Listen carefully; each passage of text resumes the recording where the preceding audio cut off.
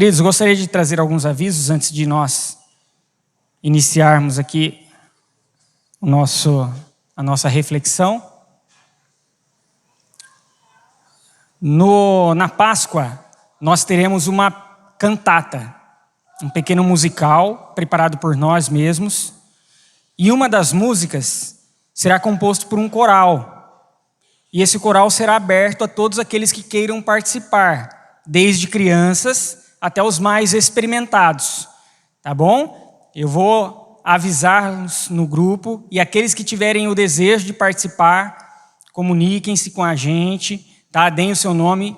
Deve haver a disponibilidade de vocês de ensaio ao sábado. Serão 4 sábados daqui até lá, para que nós possamos preparar da melhor maneira possível, para que nós possamos preparar com excelência, para que as pessoas que estarão à frente tenham um tempo hábil para conduzir todo este processo. Tá bom? Mas você é mais do que convidado.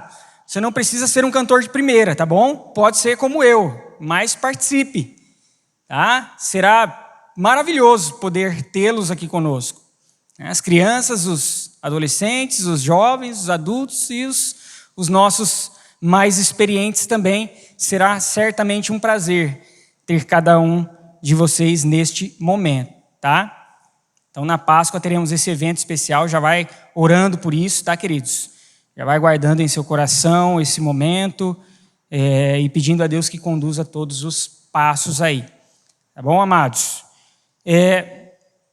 Continuar intercedendo aí pela vida do Heitor, tá? O Heitor Marinho, filho do diácono Carlos e da nossa irmã Tamires, que está internado por conta de uma bronquiolite. Eu estive com os irmãos lá hoje, pude acompanhá-los, orar com eles. Tá? Então estão aflitos, como aquele que passou por essa situação também certamente sabe como é doloroso esse momento. Então estar orando pela vida do pequeno Heitor. E ao lado tinha um casal também aflito com um bebê não tinha acho que nem um mês de vida, o Gael. E eu também conversei um pouco com eles ali quando eu estava saindo da visita com os nossos irmãos, e também orei com eles ali. Então está colocando a vida do Gael também, pequeno Gael, em oração. Também, pelo jeito, eu não perguntei o diagnóstico, mas também ele estava com oxigênio, então provavelmente está passando pela mesma dificuldade. Tá bom? Então, continuar intercedendo pela vida do Heitor Marinho, pequeno Heitor, e também do pequeno Gael. Bom, amados, que Jesus abençoe a vida de cada um. Foi um sucesso a nossa arrecadação de donativos para o envio lá para o litoral norte, tá bom? Nós enchemos 2 carros aqui, para poder distribuir e levar lá para os irmãos que estão em necessidade. Já paramos de receber, já demos o destino final aí desses donativos, né, os alimentos, roupas, produtos de higiene pessoal, produtos de limpeza, e foi uma bênção, queridos. Gostaria de expressar a minha gratidão a todos aqueles que estiveram aí envolvidos com oração, doando, participando de alguma forma. Tá bom, amados? Que esse seja o nosso espírito sempre, sempre, sempre, sempre. Queridos, então para que nós possamos dar continuidade aí à nossa série de sermões, Uma Vida Feita em Caminhos, nós já estamos caminhando há um bom tempo nestes caminhos, cerca de 1 mês e meio, durará até o final deste mês, até o final do mês de março, estes sermões, tá?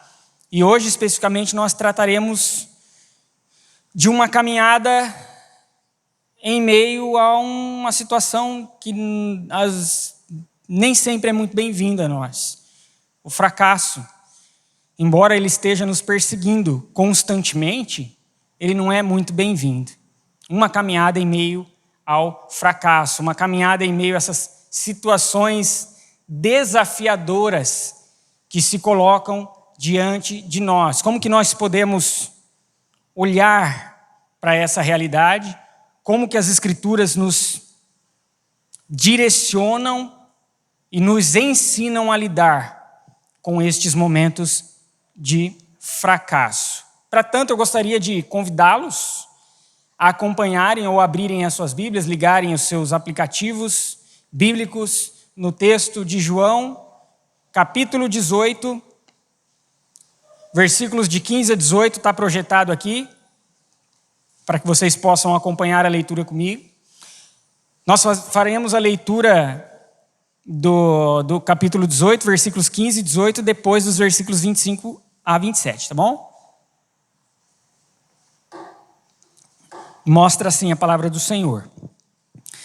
Simão Pedro e o outro discípulo seguiam a Jesus, sendo este discípulo conhecido do sumo sacerdote.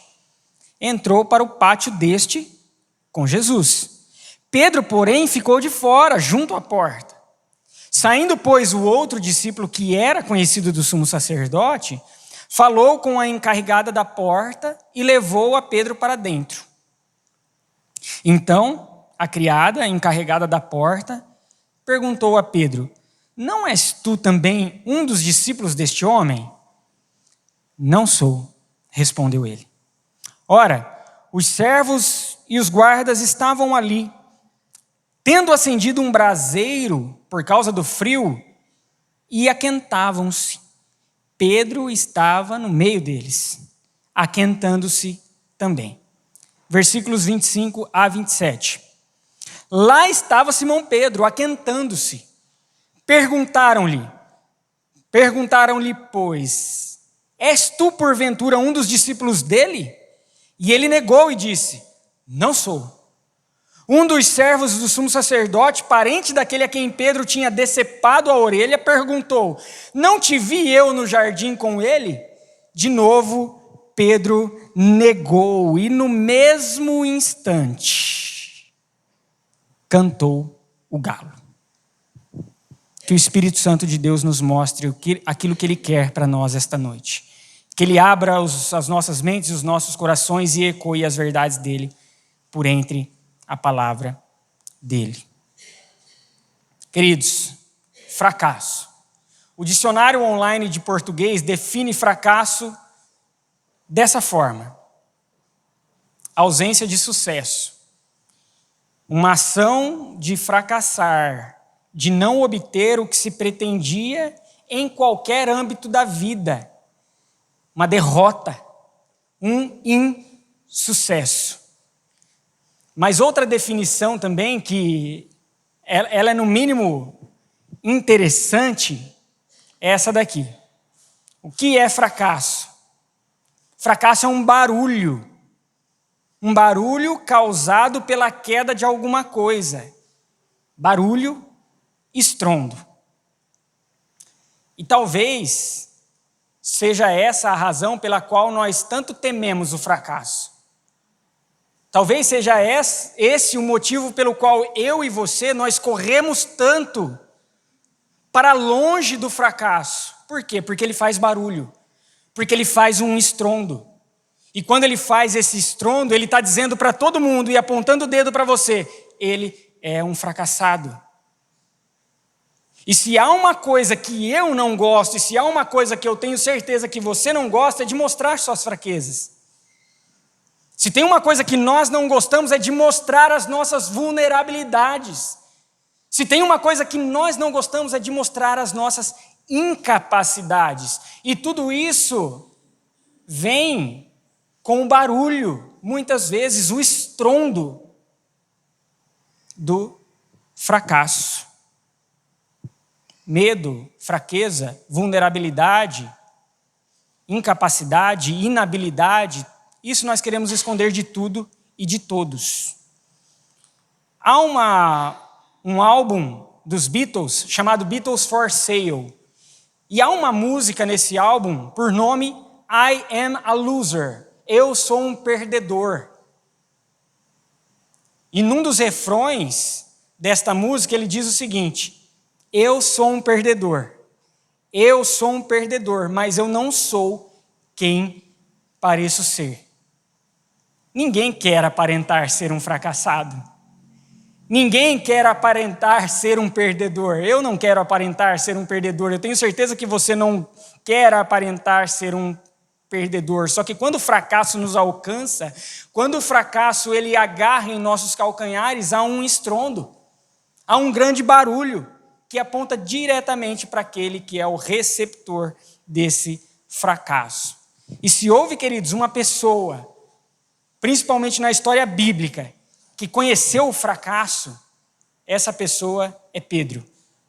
Pedro foi um discípulo, um apóstolo que fracassou por diversas vezes, por inúmeras vezes, inclusive nesta ocasião do texto em que foi lido.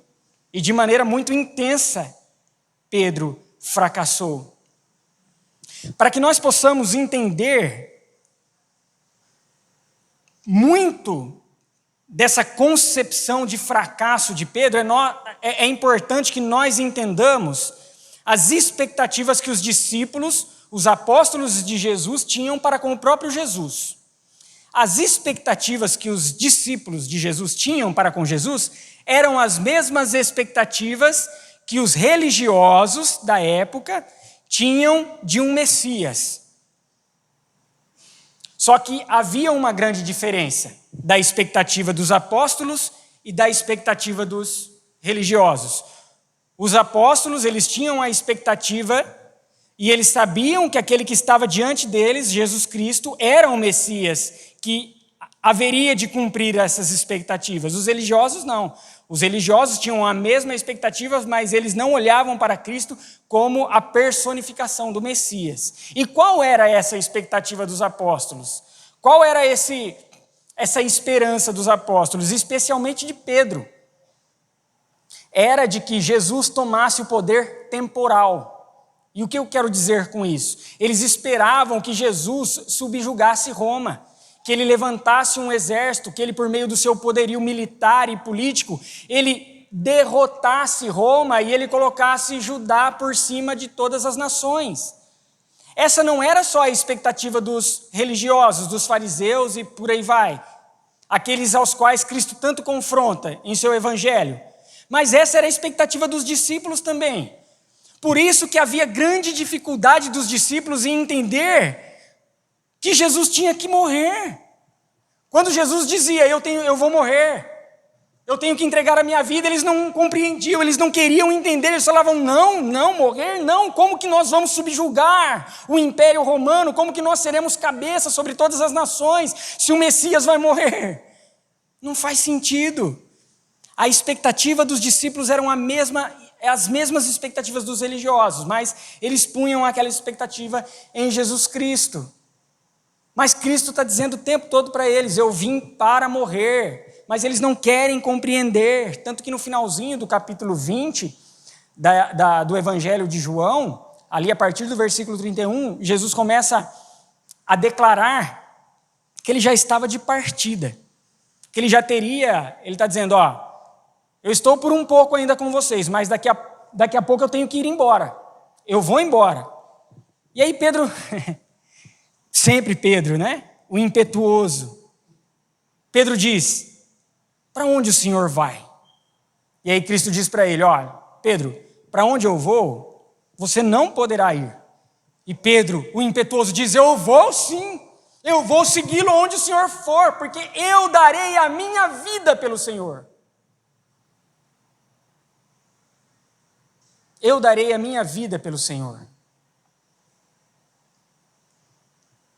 E aí nesse capítulo 13, na verdade, nesse diálogo, depois dessa resposta de Cristo, de Pedro, dessa colocação de Pedro de que ele daria a vida por Cristo, Cristo diz para ele, Pedro, hoje, mesmo antes que o galo cante, você me negará 3 vezes.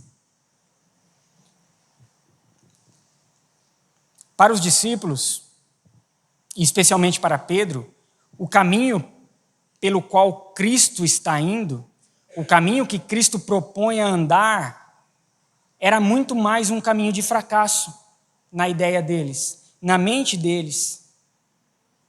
Era um completo fracasso o Rei dos Reis. Como pode morrer aquele que nos havia de reviver a esperança? Como pode? Mas, na verdade, nós vemos que Pedro está envolvido pelo fracasso. O fracasso não está vinculado a Cristo Jesus por conta disso, mas Pedro, diante da sua expectativa, ele é envolvido por todo esse fracasso. Pedro é envolto pelo fracasso antes mesmo dessa negação a Jesus Cristo. Quando no momento em que Cristo está para ser preso, em que os soldados chegam lá no jardim para tomar Cristo, ele saca a espada da bainha e ele decepa a orelha de um soldado. E Cristo o repreende naquele momento, dizendo: Pedro, não viverá pela espada. Porventura não hei de beber o cálice que o Senhor preparou para mim, que Deus preparou para mim, que Deus o Pai preparou para mim? Pedro fracassa nessa ação.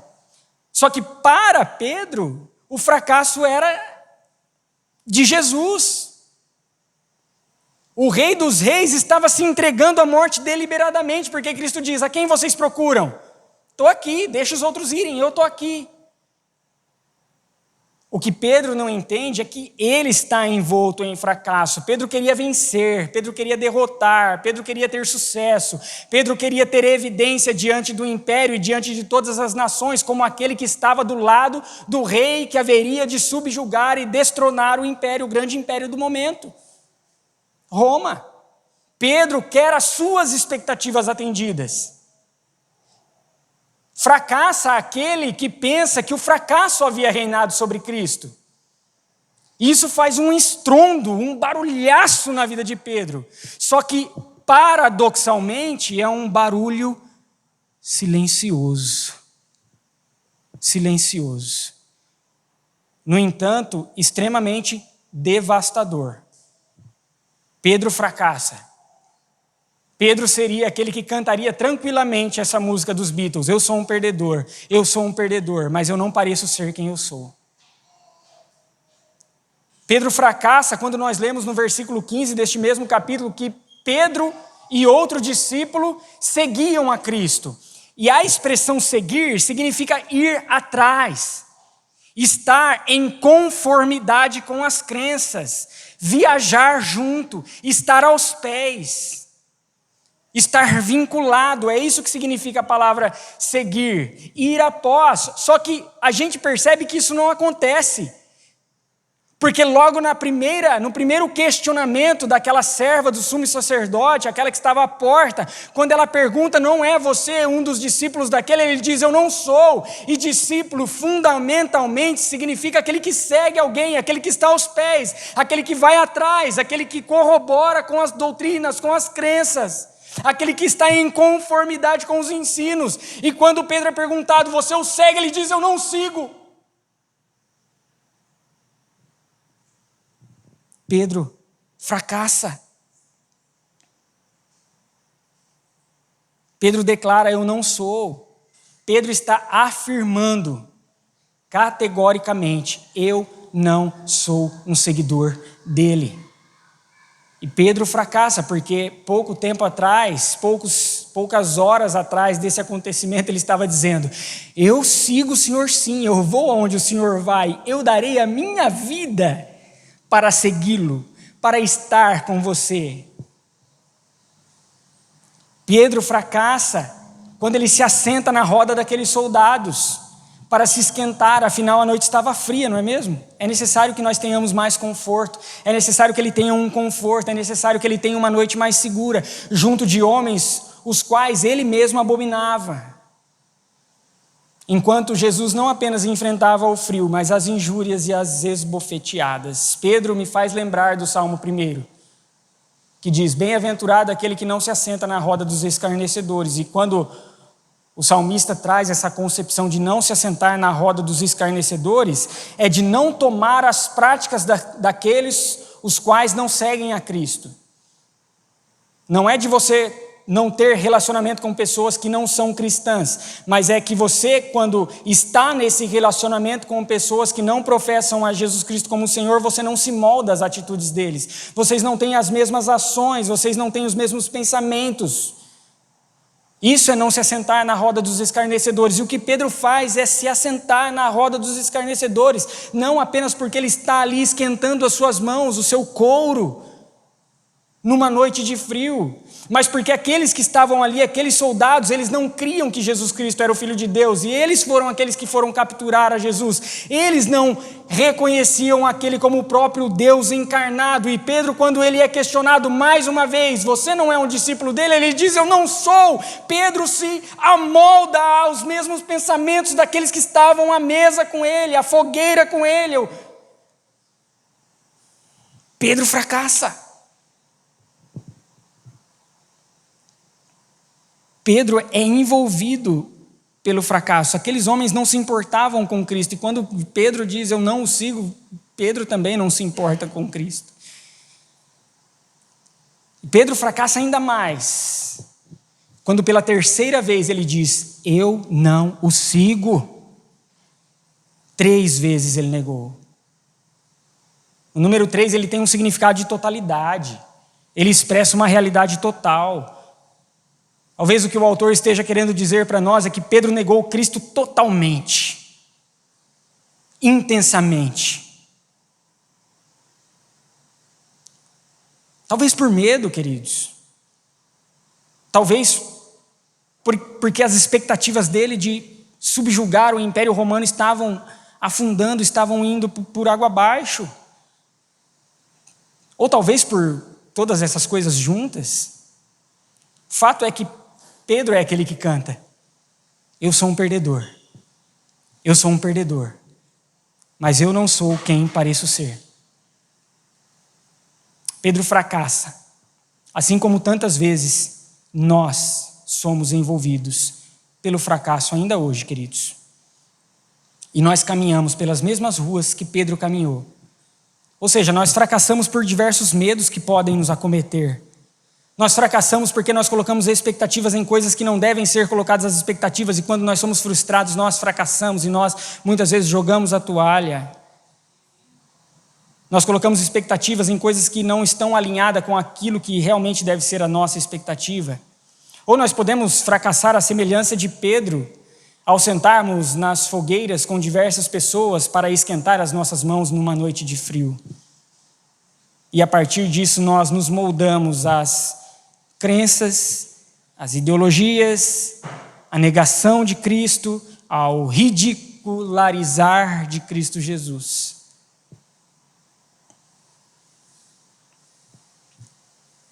Somos envolvidos pelo fracasso. Nós temos muito medo de não sermos bons homens e boas mulheres. Nós temos medo de não sermos bons pais. Nós temos medo de não sermos boas mães. Nós temos medo de não sermos bons maridos e boas mulheres. Nós temos medo de não sermos bons filhos, boas filhas. Nós temos medo de não sermos bons alunos, bons profissionais. Nós temos medo de não sermos bons patrões. Nós estamos envolvidos pelo medo. Diversos medos tomam conta do meu coração e do seu coração. Nós temos medo, por exemplo, de fracassar por causa da nossa dependência de outras pessoas. A dependência daquilo que elas pensam acerca de nós. Porque o fracasso chega até as pessoas. Lembra que o fracasso faz um barulhão? Então nós nos importamos com o barulho, ou para evitar que o barulho se achegue a determinada pessoa, porque nós nos importamos demais com o que aquela pessoa pensa, e isso nos dá um medo tremendo de fracassar. Esses dias, isso não faz muito tempo, eu me peguei orando para Deus.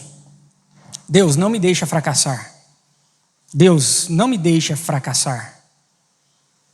Só que o fracasso que eu estava pedindo que Deus não me deixasse experimentar, não era um fracasso para com Ele. Era um fracasso para com as pessoas que estavam ao meu lado. Porque eu estava dando muito mais valor ao que as pessoas estavam pensando de mim do que aquilo que Deus realmente pensa e direciona da minha vida. E eu orava, Deus, não me deixa fracassar.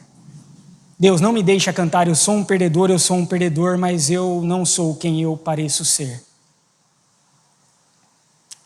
Ninguém de nós quer cantar essa música, não é verdade? Fracassamos quando as nossas expectativas não são atendidas. Pedro, ele queria o sucesso.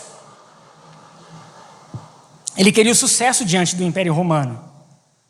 Ele queria subjugar o Império Romano. Nós queremos o sucesso dentro do império da sociedade, que pode ser tão ou ainda mais opressor que o próprio Império Romano, só que muitas vezes não é perceptível, ele é mais sutil, porque esse império da sociedade, ele sussurra aos nossos ouvidos: ai de você, se você não passar na melhor universidade, ai de você, se você não conseguir a promoção que você tanto deseja, ai de você se você não conseguir ser o melhor patrão, o melhor funcionário, ai de você se você não tiver o melhor salário, ai de você se você não conquistar o emprego dos seus sonhos, ai de você se você não tiver a família perfeita que muitos têm nas redes sociais, ai de você se você não ser a mãe que todos esperam, ser o pai que todos esperam, ser o filho que todos esperam, ai de você. Ai de você se essas expectativas não forem alcançadas, você será um fracasso, perdedor, mas certamente você não será quem você parece ser, ou você não parecerá ser quem de fato você é. Como eu disse, as redes sociais são grandes potencializadores dessas expectativas. Tantas fotos, tantas frases, tantas declarações perfeitas e famílias ilibadas, irretocáveis, que faz com que nós olhemos para nós e falemos: eu sou um perdedor. Porque aí nós vamos parametrizar as nossas experiências, as nossas vidas e fundamentá-las a partir disso que nós estamos vendo, a partir desse sucesso que estão sendo mostrados para nós, para mim e para você. E essas expectativas, elas são altas e elas cobram um preço altíssimo, queridos. Se nós estivermos fundamentados nela, o fracasso irá nos alcançar, e é não apenas nos alcançar, mas nos destruir, o que é pior, lentamente. E não nos enganemos, porque todas essas pessoas que aparentam ter uma vida irretocável em seu íntimo, cantam ou já cantaram: eu sou um perdedor, eu sou um perdedor, mas não sou quem pareço ser. O fracasso, ele é inevitável. Ele é inevitável, queridos. Em algum âmbito da vida, nós iremos experimentar do fracasso. Um blog do meio profissional, de marketing, sendo essa Samantha Giovanna que fazia e escreve esse artigo deste blog, ela, olhando para a realidade profissional, ela constata algo que muitas vezes nós deixamos de constatar. Ela diz: sabe o que todas as pessoas têm em comum? Em algum momento elas se sentem uma fraude. O que ela está querendo dizer? Que em algum momento eu e você nós vamos cantar: eu sou um perdedor, mas eu não sou quem pareço ser. Assim como Pedro se moldou àqueles que estavam com ele na fogueira, nós nos adaptamos aos que os outros que estão na fogueira conosco nos impõem. Porque nós queremos ser aceitos naqueles devidos grupos em que nós estamos inseridos. Não queremos sofrer represálias, não queremos sofrer ameaças. Está frio, eu preciso esquentar a minha mão. Queremos nos sentir confortáveis, queremos nos sentir seguros. Somos envolvidos pelo fracasso, assim como Pedro estava envolvido pelo fracasso. Mas o fracasso não tem a última palavra sobre Pedro. Afinal, Cristo o envolve em redenção. E redenção para mim é o oposto de fracasso. Redenção para mim é o oposto de fracasso, porque redenção é a expressão máxima de sucesso baseada naquilo que Deus diz que é sucesso. Não naquilo que nós podemos pensar que é sucesso. E como nós podemos perceber a redenção na vida de Pedro depois de tanto fracasso? Como que nós podemos olhar para a figura de Pedro e perceber que este homem, que este apóstolo, depois de tantos, de inúmeros, de consecutivos e intensos fracassos, ele pôde ser alvo da redenção de Cristo? Se nós formos lá para o capítulo de número 21 de João, e depois eu te convido a fazer essa leitura e refletir sobre ele na sua casa, o capítulo 21 de Pedro, nós podemos perceber uma recriação de vários dos elementos que aconteceram neste texto que nós lemos do capítulo 18, da negação de Pedro.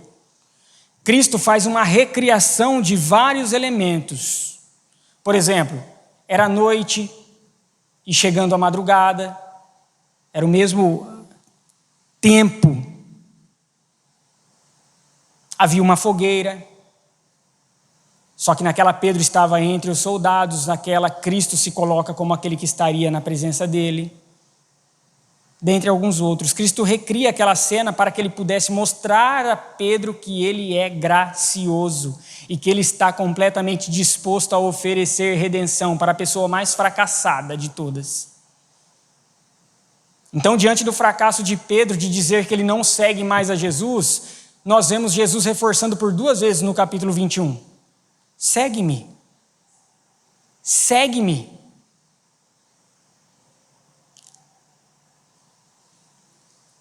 E quando a gente se depara com essa conversa de Jesus com Pedro, especialmente na segunda parte, na segunda vez que Cristo diz para Pedro, segue-me, pode parecer às vezes dura a forma como Cristo fala com Pedro, né? Porque na primeira vez, Cristo fala, segue-me, Pedro levanta, começa a ir atrás dele, e aí ele olha para trás e possivelmente ele vê o outro discípulo, João, provavelmente, e aí ele diz, e quanto a esse aí? E Cristo diz, que te importa? Que te importa saber desse aí? Se eu quiser que ele fique aqui até que eu volte, ele vai ficar aqui. Quanto a você, segue-me. Pode soar até como palavras duras, mas na frente de Pedro está o doador da vida. Na frente de Pedro está aquele que Pedro achou que tinha fracassado. Só que aquele que Pedro achou que tinha fracassado porque tinha sido entregue à morte, estava vivo diante dele. E está dizendo para ele, está vivo diante dele, aquele que Pedro achou que tinha morrido e fracassado, está vivo diante dele dizendo, segue-me. Imagino Cristo talvez dizendo, não importa que você tenha me negado, Pedro. Não importa que você tenha fracassado diante de mim intensamente, Pedro. Eu estou dizendo para você, eu já sabia que você faria isso, eu não disse? Agora o que eu estou dizendo para você, Pedro, eu sou o doador da vida, eu estou na sua frente vivo, eu não fracassei porque eu morri, eu estou vivo. Segue-me. Segue-me. Aquele que havia deixado de seguir com o seu discurso e com a sua atitude recebe o rechamado, a recriação do chamado, dizendo, segue-me. O fracasso não tem a palavra final sobre a vida de Pedro. Cristo tem a palavra final sobre a vida de Pedro e ele diz, segue-me. E Cristo diz, eu sou a redenção, eu sou o oposto do fracasso. Cristo, diante do fracasso de Pedro em colocar as suas expectativas na vitória sobre o Império Romano, evidencia com a vida dele, naquela hora, naquela fogueira, o testemunho da vitória sobre a realidade da morte. O fato de Cristo estar vivo na frente de Pedro é um testemunho de que ele venceu a morte, de que a morte não teve capacidade nenhuma de segurá-lo. E para que Pedro também pudesse ser redimido com relação à totalidade de sua negação, Cristo ainda o convida a reafirmar o seu amor por ele 3 vezes. Por 3 vezes Cristo pergunta, Simão, que é Pedro, filho de João, tu me amas? E aqui nós derrubamos um mito. Se você ainda não ouviu sobre isso, provavelmente você algum dia vai ouvir. Sobre as diferenças dos tipos de amor. Porque Cristo fala agapau, que vem do substantivo agape, e Pedro responde filéu, que é uma expressão que traduz amor também. E aí as pessoas vão dizer, não, Cristo fala, Pedro, tu me amas? E ele diz, Pedro, tu me agapau, que é um amor mais profundo, intenso? E Pedro responde, Senhor, tu sabes que eu te filéu, que eu te amo. E aí eles vão dizer que este filéu traz uma conotação de gostar, que não é um amor tão profundo, que não é um amor tão intenso, mas não é, queridos. Uma breve olhadela pelo Evangelho de João e vai mostrar que essas expressões são intercambiáveis, são similares. tem o mesmo significado, tem o mesmo peso. Quando Cristo está perguntando, Pedro, tu me agapau, Pedro está dizendo, eu te amo. Intensamente sim, o Senhor sabe, não é apenas um gostar. Não tem essa realidade de diferentes tipos de amor. São duas expressões que, embora na grafia elas sejam diferentes no sentido, na intenção de João, elas são exatamente o mesmo sentido, a mesma força, a mesma profundidade. E eu não falo isso com arrogância, porque eu vejo pregadores que seguem esse caminho e são pessoas que eu admiro, mas eu acredito que estejam equivocados nessa questão. O fato é que essa não era a ênfase de João. A ênfase de João é mostrar que, se por 3 vezes Pedro havia negado a Cristo, por 3 vezes agora ele reafirmaria o amor dele por Cristo. E veja que quem precisa reafirmar o amor é Pedro, não é Jesus. Porque Cristo, embora ele tenha sido alvo da negação, Cristo não precisa chegar e dizer, Pedro, você me negou, mas eu te amo. Não, isso é intrínseco a ele. Ele não perde esse amor ao qual ele havia destinado. Quem precisa reafirmar por 3 vezes, sendo a totalidade do reafirmar do amor, é Pedro. E na 3ª vez, quando Cristo pergunta para ele, Simão, filho de João, tu me amas? E Pedro se entristece, porque essa 3ª vez o faz olhar para a situação da negação e se lembrar que por 3 vezes ele negou a Jesus Cristo. Ele se entristece e diz, Senhor sabe de todas as coisas e sabe que eu te amo. E aqui é o filéu também, que eu te amo.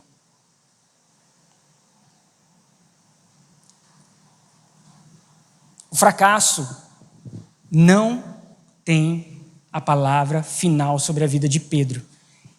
Cristo tem a palavra final da vida de Pedro. E ele diz, apacenta, Pedro, cuida, Pedro, pastoreia, Pedro, as minhas ovelhas. Aquele que havia negado, aquele que disse que não seguiria mais, é chamado novamente, é comissionado novamente, é alvo da redenção de Jesus, tem a sua expectativa realinhada e tem os seus medos depositados naquele que venceu toda e qualquer expressão de medo. De forma que, da mesma forma como o fracasso não tem a palavra final sobre a vida de Pedro, porque Cristo o envolve em sua redenção, o fracasso não tem a última palavra sobre a minha vida e sobre a sua vida, porque Cristo nos envolve em sua redenção.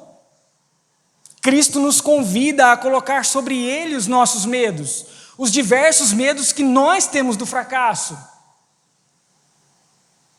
Todos esses medos devem ser colocados aos pés da cruz para que Cristo venha a tratar de cada um deles. Cristo trabalha em nossos medos para fortalecer a nossa caminhada de fé. Quando eu disse para os irmãos que eu estava orando no meu momento devocional e eu disse, Deus, não me deixa fracassar, não me deixa fracassar. Deus nem esperou para responder. E aí a gente pensa que Deus é um ser inativo em nossa história. Que ele está lá, né, deu corda na gente e disse, vive aí, eu não vou me importar não, faz o que você quiser. Deus é um ser completamente ativo na nossa história. Quando eu terminei de orar, falando para Deus, Deus, não me deixa fracassar, eu fui abrir o meu devocional para ler. E eu sigo ele, né? Tem uma rotina. Falava sobre fracasso. Falava sobre fracasso. Eu trouxe algumas partes dessa devocional para você ver o que Deus me respondeu quando eu terminei de orar para Ele. Deus não me deixa fracassar. Deus disse isso para mim. O fracasso faz parte da vida. Nenhum de nós, falhos e meros mortais, seremos sempre bem-sucedidos em tudo o que fizermos. Mas Deus não parou por aí. Ele continuou falando comigo. E ele disse, porém, Paulo, filho do Rubens, existe um plano perfeito e inquebrável que que já foi completamente concluído sem nenhuma forma de fracasso. E ao fim do seu trabalho foi dito: está consumado. Queridos irmãos e irmãs, eu poderia trazer um caso motivacional para vocês aqui. E eu poderia dizer para vocês e inflamar o coração de vocês dizendo: se vocês fracassaram, é hora de se reerguer e vocês conquistarem aquilo que vocês tanto sonham. Vocês não nasceram para ser cauda, mas para ser cabeça. E eu poderia tentar inflamar o coração de vocês e trabalhar como um coaching trabalha aqui, mas não dá. Eu poderia dizer para vocês e trazer ilustrações de que, por exemplo, Albert Einstein se achou uma fraude em determinado momento de suas pesquisas, mas depois ele conseguiu conquistar o passo que ele tanto queria. Santos Dumont se sentiu uma fraude em determinado momento de sua pesquisa, mas em determinado momento ele se reergueu e ele conseguiu firmar-se como um dos nomes da nossa humanidade, que não serão esquecidos. Eu poderia usar esses exemplos e dizer para você: se erga novamente, reerga-se e conquiste aquilo que você queria tanto conquistar, mas não dá, porque pode ser que você nunca conquiste aquilo que você queira conquistar, e pode ser que o seu fracasso ele seja contínuo e você não consiga sair de alguma expectativa que você depositava e você precisa realinhá-la, baixá-la, reduzi-la.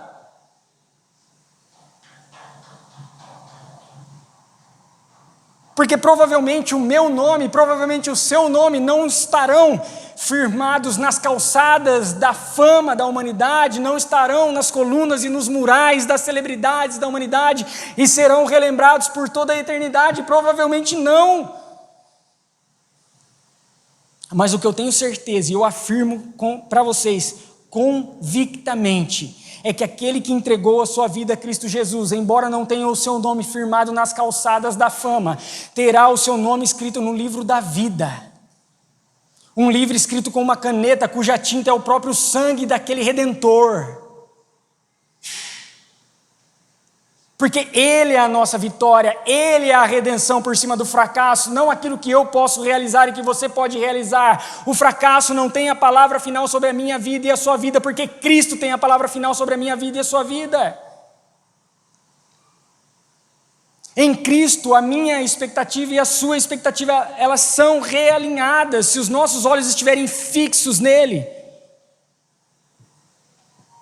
Se os nossos olhos estiverem fixos nele, mesmo que eu não entre na melhor universidade, aquela que eu tanto sonhava, mesmo que eu não entre no meu emprego dos sonhos e nem tenha o salário que eu sempre desejei, mesmo que eu não seja a pessoa perfeita que eu vejo nas redes sociais, isso não fará com que sejamos destruídos. Está tudo bem,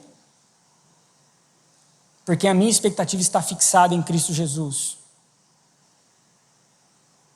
Nós passaremos por todas essas etapas que muitas vezes podem nos fazer barulhos e apontar que nós somos fracassados. Nós passaremos por todas essas etapas, certos de que nós temos em Cristo Jesus mais do que nós poderíamos esperar e almejar, e mais do que nós poderíamos conquistar, mesmo que nós lutássemos por 1000 e 2000 anos. Eu não preciso me pautar, você não precisa se pautar pelo que o império da sociedade impõe sobre nós. Eu não preciso viver em busca de aceitação das pessoas e fundamentar a minha existência nisso, porque em Cristo nós somos aceitos da maneira como nós somos, e a partir disso o Espírito Santo vai trabalhar em nós para que nós sejamos do jeito que Ele quer que nós sejamos.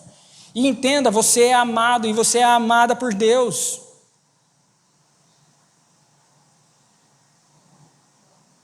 Em Cristo Jesus, nós não cantamos aquilo que os Beatles nos ensinam. Nós não cantamos: eu sou um perdedor, mas eu não sou quem pareço ser. A partir de Cristo Jesus e do Espírito Santo que habita em nós, nós cantamos o que o apóstolo Paulo nos ensina a cantar na Epístola de Romanos, capítulo 8, versículos 37 a 39, que diz: em todas estas coisas, porém, somos mais que vencedores por meio daquele que nos amou. Porque eu estou bem certo de que nem a morte, nem a vida, nem os anjos, nem os principados, nem as coisas do presente, nem as do porvir, nem os poderes, nem a altura, nem a profundidade, nem qualquer outra criatura poderá nos separar do amor de Deus que está em Jesus Cristo, nosso Senhor. O fracasso não tem a última palavra sobre as nossas vidas. Cristo tem a última palavra sobre as nossas vidas. Você já entregou a sua vida para Ele? O que você está esperando? Feche seus olhos. Vamos orar mais uma vez. E reflita silenciosamente durante um tempo. E depois faremos uma oração audível.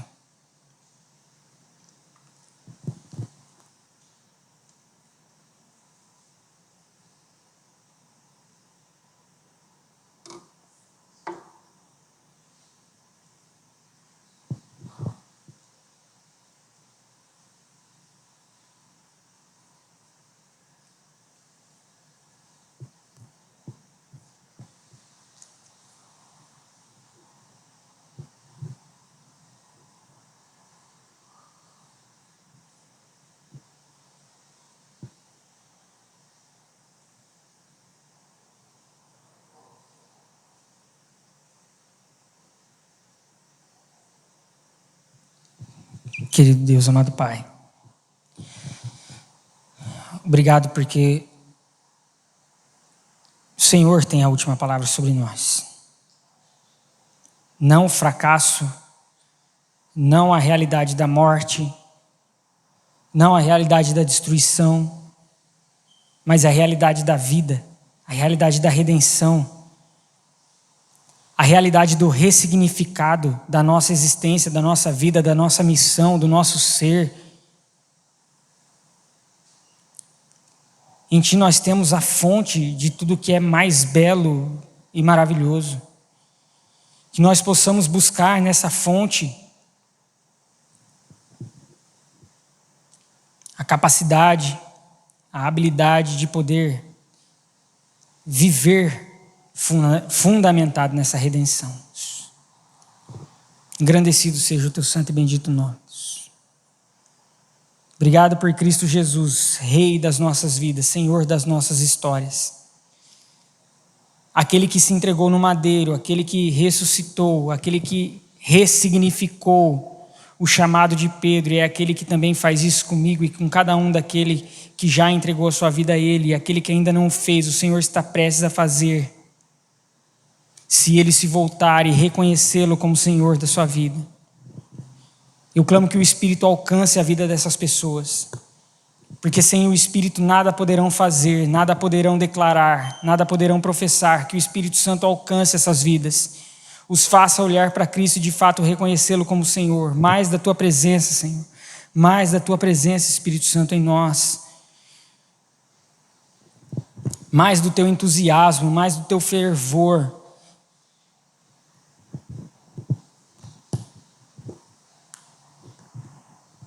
Engrandecido seja o Teu santo e bendito nome, Pai. Nos dê a capacidade de poder viver essa realidade, de poder olhar para o nosso fracasso como um passo a ser dado rumo ao desenvolvimento, rumo à maturidade, rumo ao Senhor.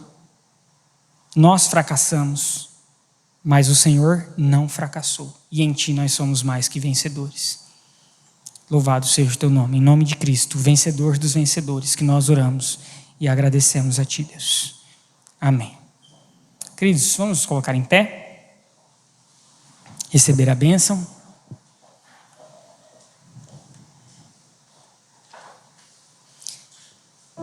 E agora que a graça do vencedor, Jesus Cristo, o amor de Deus, o nosso Pai, Criador de todas as coisas, a comunhão e a consolação do Espírito que habita em mim e habita em você, esteja e seja com cada um de nós, hoje e para todo sempre. Amém.